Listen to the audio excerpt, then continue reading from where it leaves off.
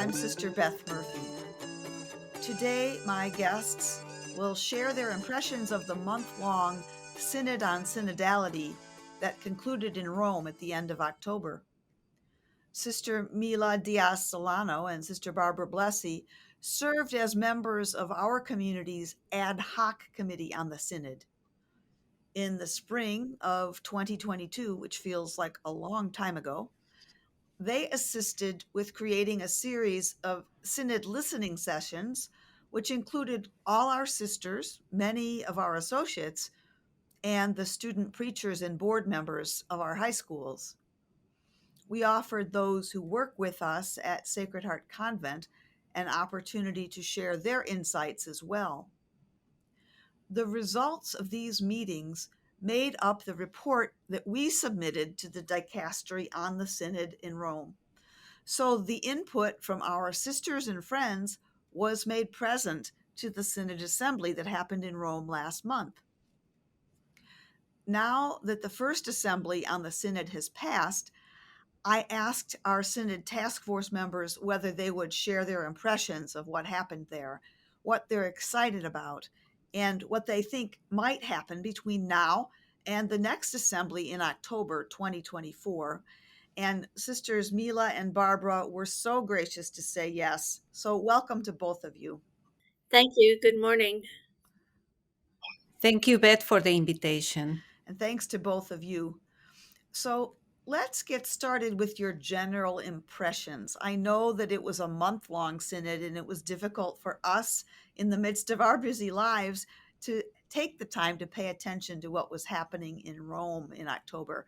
But what were you able to pay attention to, and what were your first impressions about what was happening there? And maybe Sister Barbara, you could start for us. Well, I have to say that the more I read, it really instilled in me an excitement for what was going on. In fact, I was envious of all the people that were able to be around those tables. And I think that was one of the things that was most impressive to me, is that everyone was gathered in a round table setting, with a combination of people from various parts of the world, different levels of authority. So there were bishops and cardinals and lay people and facilitators, all kinds of people at the same table. All of that was very encouraging for me. And I just got very excited when I heard about that. Also, the whole idea of using the latest advancement in technology to make the communication, fuller and richer, and that everybody could understand because it was simultaneously translated in various languages. All of that was just very exciting for me. And as I said, I was really envious of not being able to be there myself, because I just was imagining how that dynamic would have been. Yes, thank you. How about you, Sister Mila? Well, very close to the date of the 1st of October, I was really excited about this assembly, and I made a purpose of praying every morning with whatever prayer was happening in Rome, because it was live streamed. And so for me, just starting from the vigil, the ecumenical vigil, was really a way of engaging in that desire or thirst for unity, not only among the whole Catholic Church worldwide, but also with other Christians and with other people of other faiths who are also walking together in this world, trying to find the best of themselves and of their members, impelling everybody to work for the common good and for the greatness of the common home. So for me, the first highlight was the vigil. The second one was the retreat that all the members who were participating at this assembly, the 16 assembly, participated. Some of the reflections offered by Timothy Radcliffe, our brother, a Dominican brother, were really powerful and humbling, and I think set the tone for the way the people participated during this assembly. I know it was not a custom for many bishops to have round tables and sharing their perspectives with lay people, with women, with people from other parts of the world, engaging with cultural diversity, with the diversity of languages, etc. But I think it was the presence of the Holy Spirit every day through the prayer and through the moments of silence, and that made possible this assembly to have been accomplished for that long.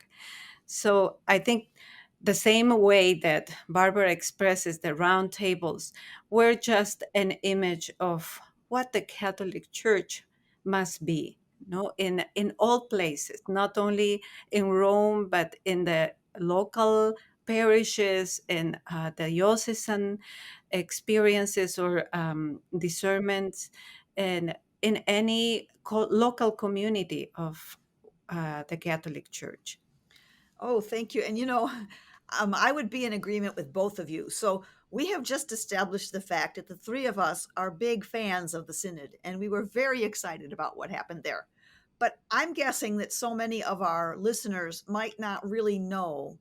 So could one of you, and either one, give us just a little synopsis? I know that's difficult, but briefly, what is a synod and what happened at the synod assembly, other than these retreats and our experience of sitting with the cardinals and the bishops at round tables? What else was going on?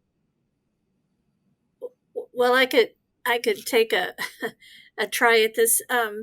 Synods historically, since Vatican II anyway, have been gatherings of bishops only, pretty much clergy only, and they've been kind of hierarchical in nature and pretty much focused on doctrine and teachings of the church. And this synod was very different. The Pope invited us to enter into it in a synodal way, and really the purpose of this synod was to learn how to operate in a synodal way. And lots of us had hopes that there would be answers to life's questions about this or that issue or struggling that we're having out in the trenches, but it really was an opportunity for us to learn from one another how to do this synodal thing.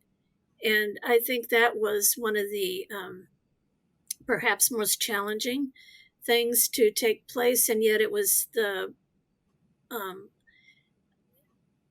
dynamic that brought the most joy among the people that were there, from what I understand. And it was also a way of minds and hearts opening up to the experiences. And I want to underline that word experience. It's not just thoughts and ideas that were shared, but I think the people brought their experience to the table, and those who were listening intently could benefit from that. One of the articles I read talked about how after the sharing would begin, that after about every third or fourth person, there would be a time of silence where people could just sort of drink in what they had heard and perhaps notice where the Spirit was moving. So that was encouraging for me, that there was this prayerful, intentional listening and a deepening of listening. And so it wasn't just listening so that I could prove you wrong in the next sentence and I could tell you what's the right way to approach something, but rather a listening for understanding and being in solidarity with you from your experience. It's a whole different way of dialogue rather than just, taking care of business. That's my initial thought about synods and how this one was different. And what I will add is that this synod started in 2021. It was different because it engaged the whole church at the local level. We started with the conversations in the spirit for what the church wanted in the local parishes, in the small communities, and wherever Catholics gathered with other, even with other members of other churches. So it started in 2021. It was a process, and it's still a process. This was like the third step. No, the first one was in the local level. Then the second engagement was more diocesan and continental. So all the experiences that happened in the local level were drawn into a more larger, we'll say, circle. And then this gathering in Rome, which is the first gathering, engaged all the continents, no, embraced the process from the beginning. And this is just the first conversations that happen, and the second one will happen next year. And what is the hope between now and next year's assembly is that, again, all that experience that Barbara is talking about will return to the local level. How do we engage in dialogue after what we have seen through the press conferences or through the media about this document, and when we read the document in our local churches? So how do we make it alive into the spaces that we are? It's not just expecting that they will go back next year and we will see what happened, but this is a synod that engages all times, at all levels, to all the baptized. There was an article, and I've been reading so much, I don't even remember where, but there was an interview with Cardinal McElroy from Southern California and Cardinal Blesse 𝐎𝐲, who's our metropolitan here in Chicago. And both of them agreed that they could never again participate in a meeting that was only bishops. They said that this experience changed them so much. And so, Sister Mila, when you talk about, what's going to happen between now and October, I think in part that's going to be up to the local ordinaries, the local bishops, to see how they're going to move forward in disseminating the results of the Synod report from this, I should say the Synod Assembly report from this gathering, and what is going to happen. But if Cardinals McElroy and 𝐎𝐲 are any indication, we can hope for good things. Do you think that's so? Yes, it's a sign of hope because they have experienced what it means to be seated at a table with diverse voices, with women, with people who are not from your own region, from your own culture, and how it is to listen attentively to their experiences, to their theological perspective, to their desires for the better of the church. How do we want to be present in this world? So I think that experience is going to be carried to the local level, and how they are going to engage now in dialogue to their clergy, those who are members of the diocese assembly, deacons, priests, and also consecrated people, lay and men and women and the youth. And especially, how do they invite the diversity of the population in the area where they live? So I think that is the experience that they have learned, the richness that brings to be seated with such a diversity that can also happen at the local level. Because in our cities, in our dioceses, we have so many diverse voices that sometimes are lost in just trying to make decisions the fastest way and engaging those who are closer, but not engaging in a long process that will bring diverse voices. I think this was a moment of conversion for many of the bishops, not only for 𝐎𝐲 or McElroy, but for so many of them who were not accustomed to these kinds of conversations. And yet, if you'll excuse me for a minute, Sister Barbara, I haven't forgotten that you're with me, but there's a precedent for this that was set by the church in Latin America. And early on in the synod process, we did an issue of Just Words that focused on what did synodality look like for our sisters in Peru? And I'd like you to address that, Mila, because I think there's a model that exists in Latin America that the rest of the bishops' conferences around the world might actually learn something from. Could you talk a little about that? Sure. You know, in Latin America, there are several churches that have the practice of gathering diverse voices for engaging the mission of the church or the presence of the Catholic Church in the society and to respond the needs of the times. So these kinds of gatherings happened before for the Synod of the Amazon, for example.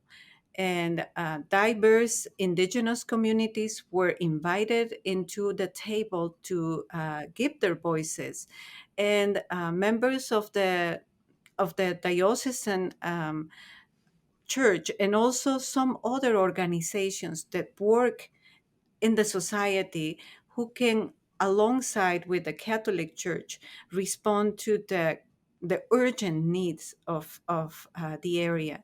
So we have been happening these kinds of conversations in our diocese in Huancayo, for example, and we also engage for the Synod of the Amazon.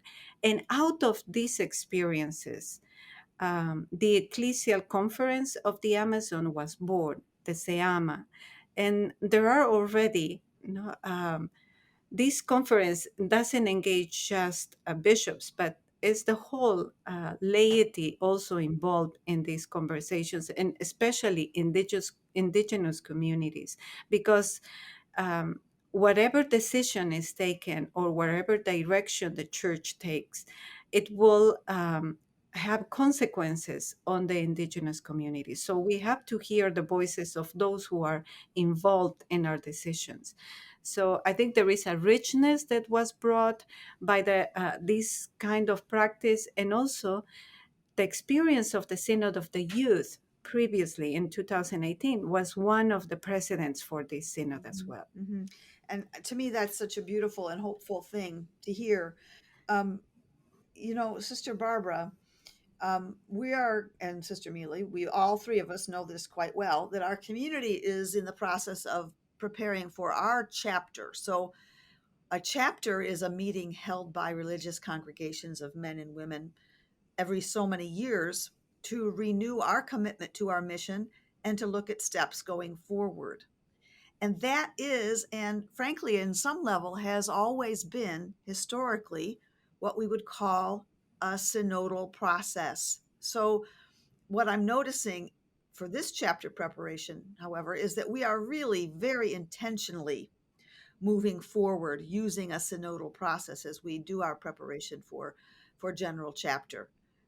So I would love, Sister Barb, if you wouldn't mind, to talk to us a little bit about how our chapter preparation is its own kind of synodal process, and where we are going. Well, and I would like to start with one of the points that Mila was just making about how the practice has grown in bringing to the table the people that are most affected, the people that will suffer the consequences of whatever decisions are made. And I think that's an important element that we have in community when we're gathering together for chapter 2, that we always go to the people, the sisters, and also make sure that their voices are heard and that we're not just talking about them like another group of people, but rather we're hearing from them, we're hearing from their experience. So I think that's something that's been very clear so far with our chapter planning committee, that the ways they have designed our coming together on Zoom calls, and we're going to be, and we've begun to come together in person, that we are really listening from one another's experience and taking that into consideration. I just think that's really important. And as you point out, we have, as community, as a member of the Dominican order, as a religious, we have been practicing a synodal way of dealing with life and our community life for years, centuries even, right? Mm-hmm. When we've been faithful to it. Sometimes we get off the track, but other times we really try to be more focused and really do what we're called to do. So I just think that as we look at various issues within our congregation in terms of the next 5 years or so, we need to just remember that the process is really important too, and always bring to the table those who will be affected by any decisions, and always include at the table. There might be some quiet people there that don't have much to say, but kind of insist in a gentle, loving way that they do speak up, because everybody's baptized in that room. Every one of us have a take on the wisdom that of the Holy Spirit working among us, and that needs to be brought forth. So we need to be very inclusive in our coming together as well. That's kind of what I'm looking at in terms of preparation for chapter. Thank you for that. And I think it's important to note that the Synod in Rome, very much as our chapter body, those of us who are delegates to chapter and who will be voting on proposals that we make next spring, this is a consultative process. It's not a decision-making body. So I'm sure that the two of you heard, as I did, people who were hearing early reports about what happened at the Synod Assembly were disappointed because this decision wasn't made or that decision wasn't made, or they had hoped more would be said about that thing, whatever it was. And what we need to remind each other is the Synod is not a decision-making body. The Synod is a consultative body. And as Sister Mila pointed out a minute ago, this was only the first of two Synod assemblies. So it won't be until after next October, when the Synod makes another report, that these reports go to Pope Francis for his consideration. Within our religious community, it's a slightly different model, I would say, because we say that our general chapter is the highest governing body in the community. So the decisions that we make together in our synodal process as a community are then implemented by the women that we elect to leadership. They do not have the option of not doing those things. Their authority rests on the chapter, whereas with Pope Francis it's slightly different. Pope Francis is the final word here, and the Synod is consultative only. Any other thoughts about that either of you would like to mention? One of the things that I found very enriching with the final document was that it had, for each topic that was addressed, it had a section for further consideration, and then I think it said proposals. And I think that within our congregation, when we have our chapters every 5 years, we're kind of programmed to do this, and we're a much smaller group, right? We're not we are international with our Peruvian sisters, but we are not, in terms of numbers, as large as the Catholic Church. So we can move more quickly on certain things and give our consent more immediately than something that might be considered on a worldwide level. And I just think that's one of the factors that plays into this, even though I do understand what you're saying, Yeah, Beth. surely. Yeah. Sister Mila, I think you were going to say something too. Yeah, I wanted to share that, as a congregation, we have come from a long evolutionary process to become more synodal in our practices, in our structure, in our way of being, in our missionary work, etc. So we have evolved because at some point in our history, our way of being was also hierarchical. There was a decision made by but by some of the members without much of consultation. But I know that the difference for us was the chapter was always the maximum authority.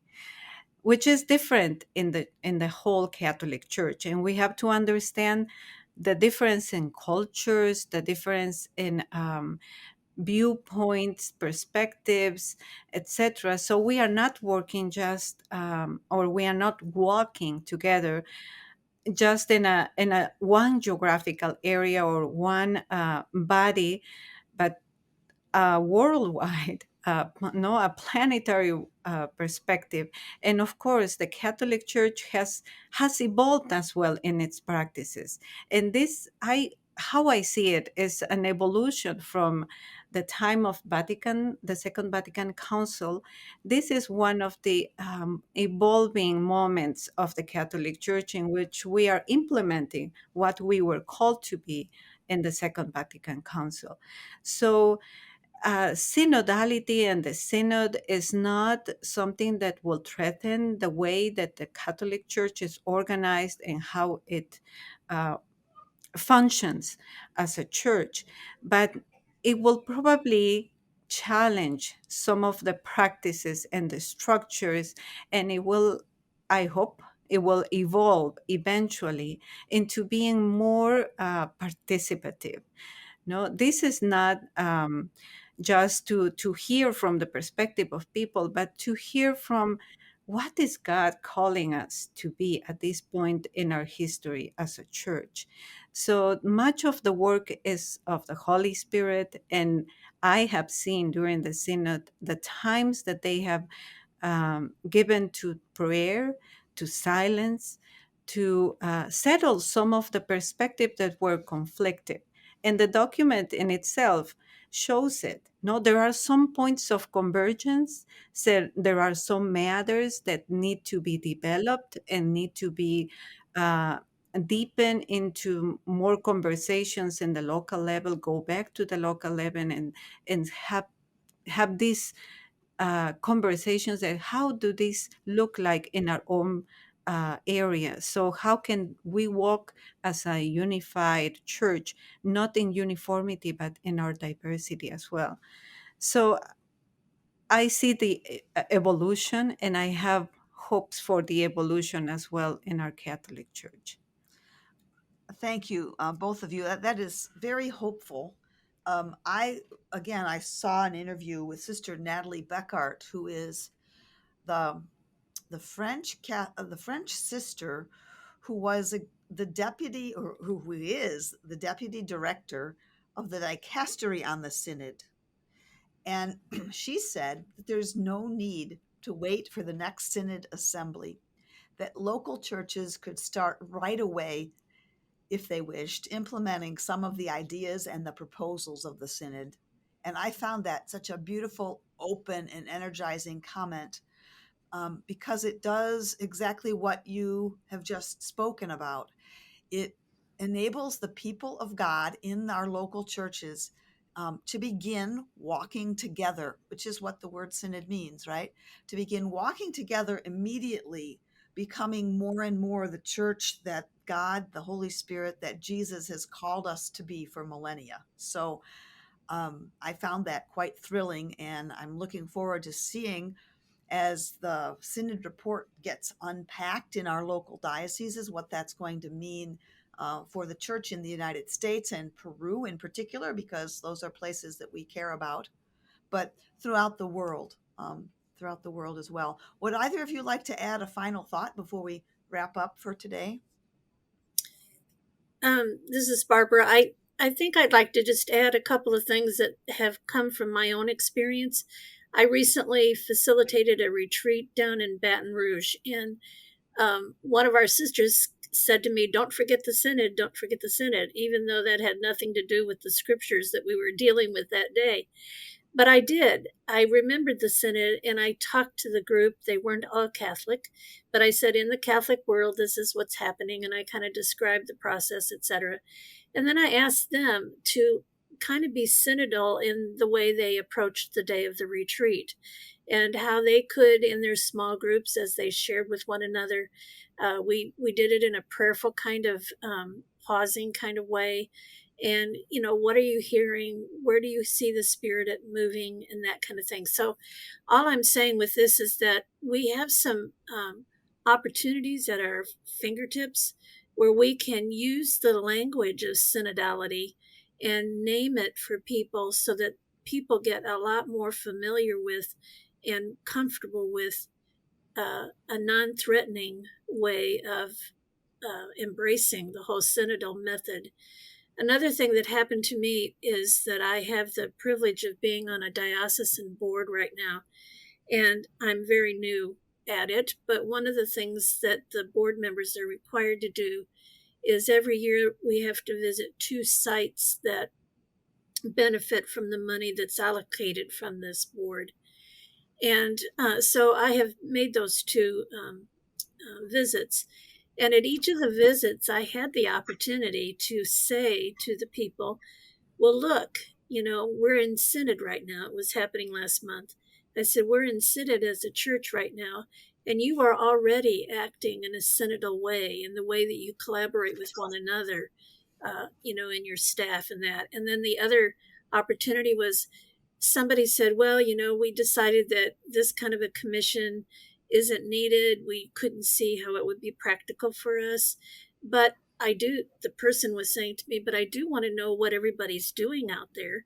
So I suggested that, well, it is a synodal thing to invite people in their diverse ministries to share best practices or whatever it is. So create a different kind of commission, if you want to call it a committee, a gathering of people, whatever it is, but encourage that synodal kind of sharing and benefit from that then for your own ministry.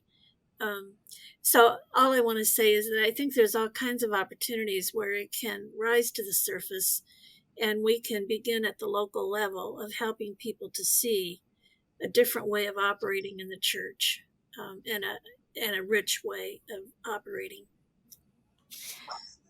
And what can I say is that I am not part of a diocesan organization, but as a theologian, I also feel the challenge from now until the next assembly to contribute wherever I am called to into this formation of what it means to be a synodal church. In any teaching opportunity that I have, and also in drawing some of the reflections. For example, when there is one area that talks about how the confirmation, the sacrament of confirmation, needs to be seen in light of bringing up the charisms and the different gifts that people have to be a mature member of the Catholic Church. In light of that, how can we develop catechetical formation for confirmation that draws us this commitment for the people who are preparing for this sacrament?